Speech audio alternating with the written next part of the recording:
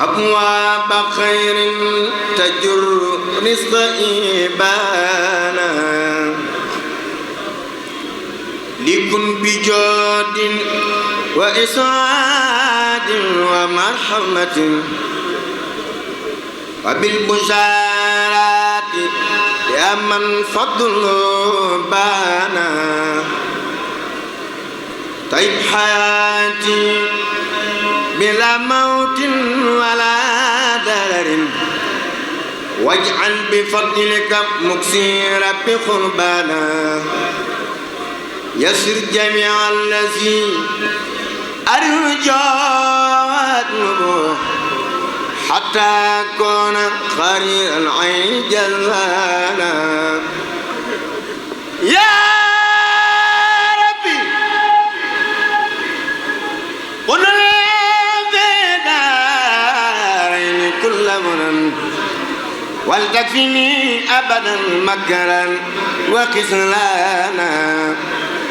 بين الحق كشفا لا يفارقني كما كشفت لأهل الله تبيانا اسلم قلوب الأعادي زايما للنصرة وادبي شيبا وفديانا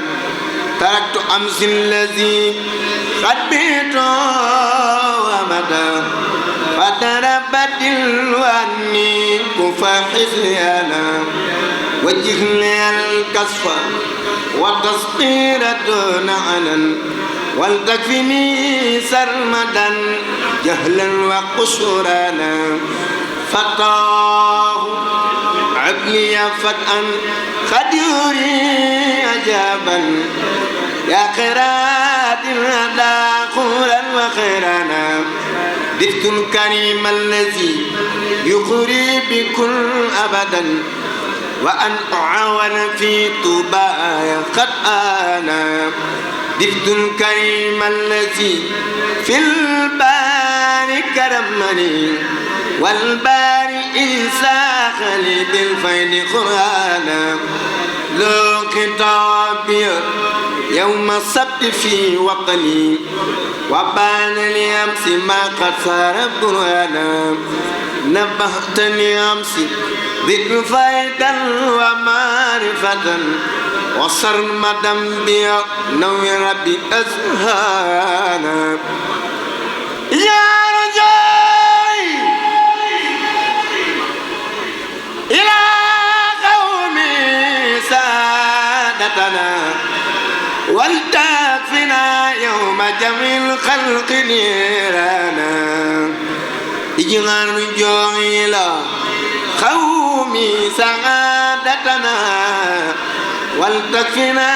يوم جمع الخلق نيرانا عبلي بفضلك كوني سرمادا فرحا للمسلمين وقلت فيك بشرانا ملكني اليوم شيئا لا يفارقني من البزارات في دار الجيران عليك أشني بأبكار أجيء بها من الفيوض التي تنسق ويدانا ليسخ دواما فتوحات أكون بها بشرى لمن بهدى الإسلام قد دانا أنت العليم الذي علمت خصبك ما فاخو بتيك ميدانا فميدانا كون لي اليوم تيسيرا يسهلني صعبا بجاد ما قد كان فقدانا ثبت جناني وسد المنطق وقلي لحنا بإقدام ما قد كان وجودنا يسر لي اليوم يا وابو جملة ما أرجو وابلي تقديما ورجوانا ربيتني ربي في الأداء مقتربا حتى رجوعي للأوتاد قد طحانا ملك بيدك ما يختار منك بلا مكر ولا سلب وجهه مثانا ملكه يا ربي ما فاق ولا كرما يا من يسير من قد جاء شقانا